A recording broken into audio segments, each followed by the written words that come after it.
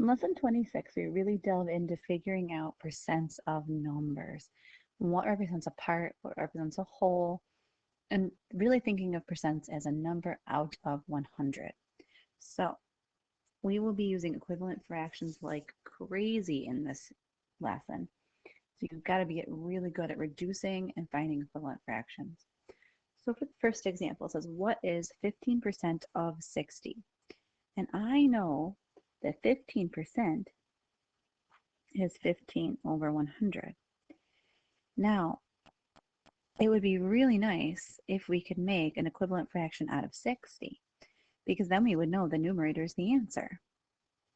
But in this case, there's nothing we can multiply by 60. Well, there is, but again, not a nice even number. So nothing we can really multiply by 60 to give us 100 nice and evenly.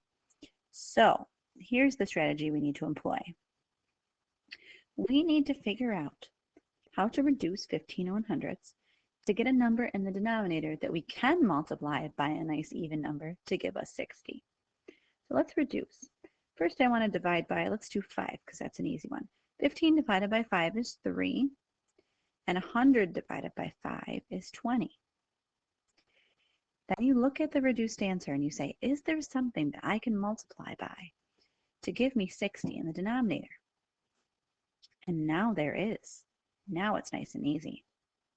So 20 times 3 is 60. We multiply by the same thing on the top. 3 times 3 is 9. So 15% of 60 is 9. Now there's another method which I hate to even do on this particular example because it's such a hard example to show with this method. So first off, there's the equivalent fractions method. If we know that the whole of the number is 60, we can get 60 in the denominator and we can set it up.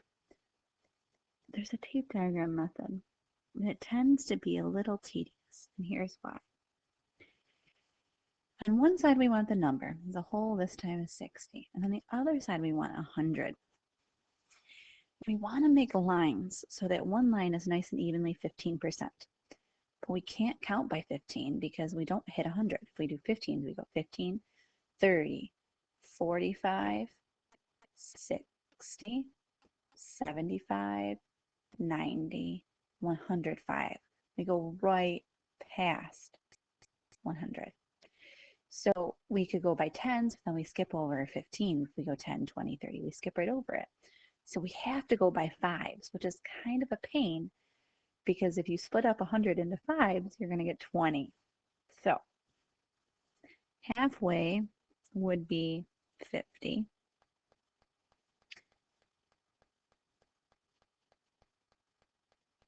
And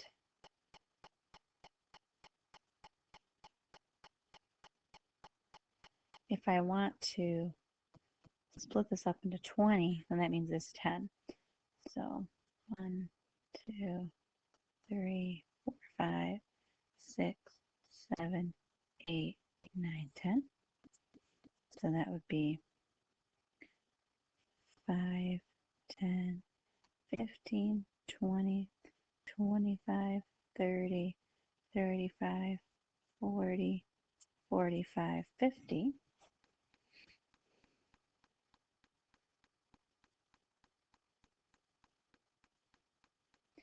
55, 60, 65, 70, 75, 80,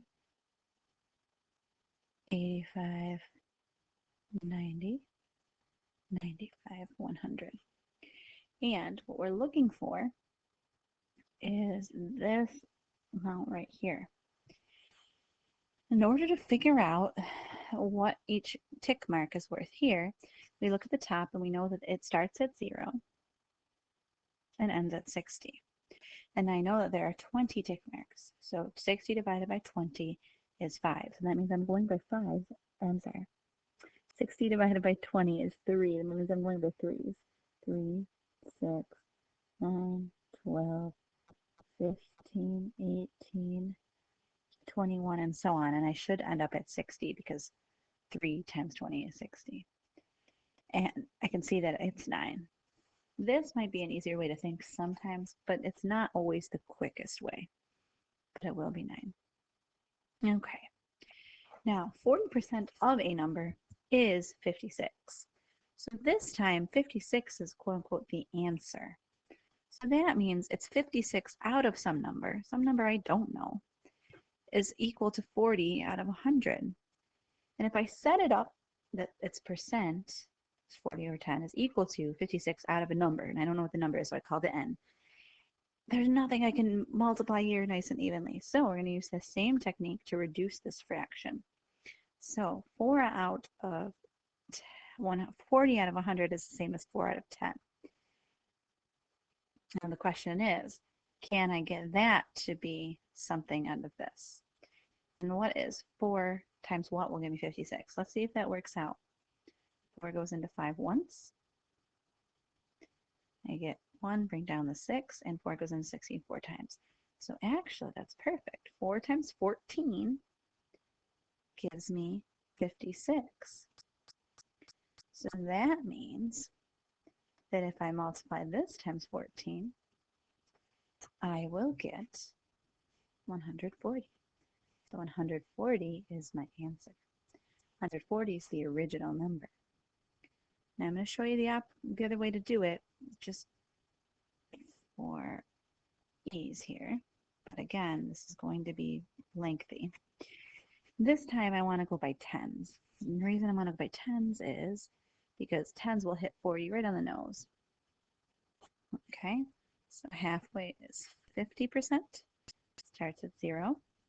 So we're going to go 10, 20, 30, 40, 50.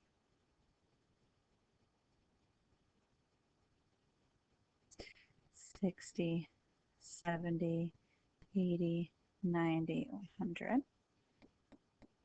Okay, and I know 40% of the number, and that would be this row right here. I know that 40% of a number is 56, so I know it's that piece right there that I'm looking for. But I don't know what the tick marks go by, because this is a double number line diagram or a tape diagram, same thing. But I know that from here to here, I have 4 tick marks. And I can figure out that 56 divided by 4 is 14, so I should be going with 14s. 14 plus 14 is 28, and 28 plus 14 is 42, and 42 plus 14 is 56. And if I keep going, I can go all the way up. 56 plus 14 is 70. 70 plus 14 is 84. 84 plus 14 is 98. And it's a little hard to do in my head here. 98 plus 14 is 112. 112 plus 14 is 126. And 126 plus 14 is 140. So now I know that my total number is 140. So either way, I will end up with the answer 140. If you are a person that likes the diagrams and that really makes sense to you, then go ahead and use that one. But if it's not, then you need to be able to reduce fractions and write them in a way that we can make sense of the work.